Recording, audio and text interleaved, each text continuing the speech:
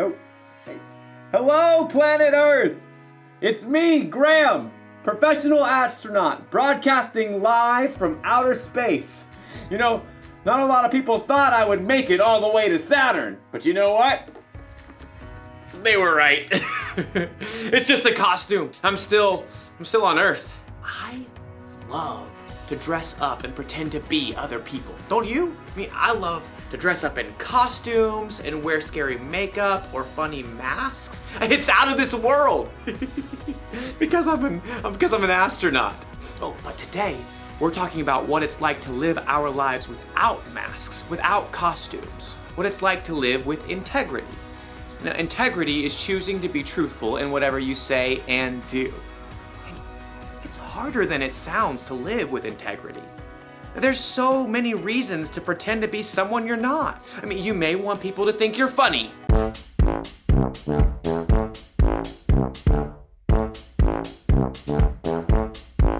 You may want your teachers to think that you're smart. E equals MC squared. The capital of Mongolia is Ulaanbaatar. A woodchuck can chuck 32 cords of wood. And you probably want your friends to think that you're cool. Cool kids still dress like this, right? See what I mean? It isn't always easy to just be true to who you are. In today's story, we'll learn about some guys who were under a lot of pressure to be like everybody else. We'll find out if they were able to stay true to who God made them to be. I'll be back in a minute. Instead of a minute, it's a moonit. Because I'm in space. Maybe I should dress up as the clown again. The Bible. It's 66 books of history, stories, letters, and poetry that fit together to form God's one big story. The epic adventure of how He created us and loves us so much that He made a way to rescue us. As we travel through the Bible, from Genesis to Revelation, we discover people who met God and found their lives changed forever. Now, for an amazing story, inspired by the book of Daniel. Chapter 1. Daniel was only a very young man when King Nebuchadnezzar of Babylon conquered the land of Judah. Nebuchadnezzar made sure that God's people wouldn't rebel by taking Daniel and other young men from royal families in Judah and marching them back to Babylon with him. Will we ever see our home again? Daniel's friends were just as scared and confused as he was. Where will we live? What will he do to us? I sure hope the food is decent. Daniel tried to reassure them as the imposing city gates rose ahead. God will be with us, whatever happens. The king chose the brightest and best young men from Judah and ordered that they receive special training. After 3 years, you will get to be very important and serve me. The chief official Ashpenaz took charge of Daniel and his friends. Tut. Those wishy-washy Hebrew names just won't do. You need new ones. New what? Names. Let's see. Daniel, we'll call you Belteshazzar. And you three will be Shadrach, Meshach, and Abednego. Are those names, or is he just sneezing? You'll learn our language, of course. And all the Babylonian writings? Daniel's heart sank as he realized what was happening. The king wanted Daniel and his friends to forget they were God's people. He wanted them to become Babylonians. But Abednego was worried about something else. Hey, I'm about to starve. Any way we can get a bite to eat? Right this way. Ashpenaz led Daniel and his friends to a big table set with mouth-watering foods. steak. Or those Babylonian buffalo bites? The cake's got at least 9 layers. Only the best, straight from the king's table.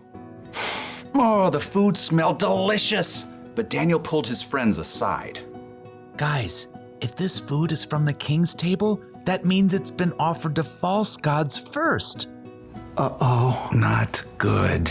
Our new names and training are one thing, but if we eat this food, it's like we're saying we're okay with false gods. But we gotta eat something, man. We can ask for different food, simple stuff that hasn't been offered to the false gods. That chocolate cake! Abednego! Okay. Daniel and his friends turned back to Ashpenaz.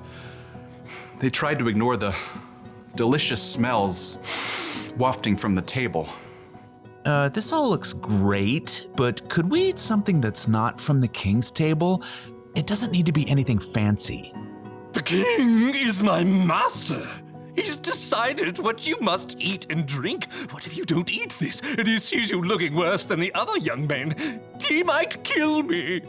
No matter what Daniel said, Ashpenaz was too fearful to listen, so Daniel approached the guard assigned to take care of them. Please, just test us for 10 days. Give us nothing but vegetables to eat and water to drink. See how we look then. Well, if Brussels sprouts are your thing. For 10 days, the guards gave Daniel and his friends nothing to eat but veggies and water. I could get into the habit of cabbage. I like broccoli, probably. Pass the peas, if you please. I just want a hamburger. Let me tell you, it wasn't easy to say no to all those delicious foods the other young men got to eat. But at the end of 10 days, the guard called everybody out. Line them up. He strode past the other young men. Good. I can see you've been eating well. When the guard reached Daniel and his friends, he stopped in surprise. What? You've been eating rabbit food, but you look even better fed than the others. Daniel smiled. God had helped them grow strong even without eating the food offered to false gods. Okay, fine. You can keep eating veggies and water. Rats? Thank you. God continued to give Daniel and his friends knowledge and understanding as they studied, and at the end of their training, they were brought before the king. Let's see what you know. How many inches in a meter? 39.3701. What do you call a group of porcupines? A prickle. If it takes 8 men 10 hours to build a wall, how long would it take 4 men? No time at all, because the wall's already built. How are you all so smart? The one true God gives us wisdom. Well, we'll see about that. Anyhow, you're 10 times smarter than my other advisors. You get to be very important and serve me. Daniel and his friends eventually became the king's most trusted advisors, and even though they served the king of Babylon, they never stopped standing strong for the one true God in everything they said and did.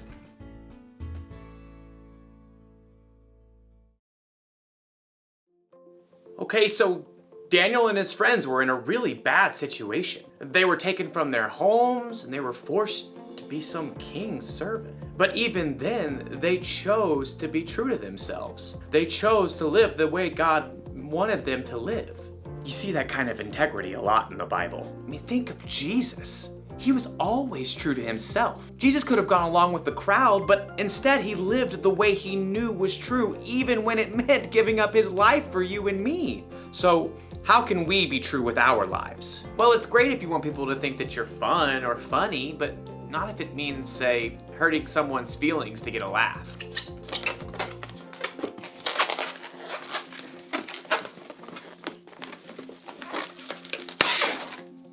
I have no idea how to make balloon animals. And being cool is cool, you know? But if you have to pretend to be something that you're not so people think that you're cool, that's not cool. Cool? What's another word for cool? So here's the one thing to remember today. Be truthful with your whole life. You can choose to be who God made you to be. I mean, to be honest and true in what you say and in what you do. Like I said before, it isn't always easy, so ask God for help. That's one small step for you, and one giant leap for integrity.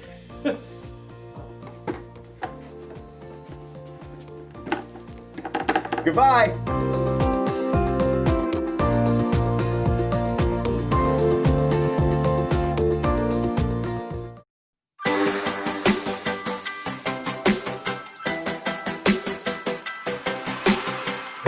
Before the day I took a breath, you had a plan.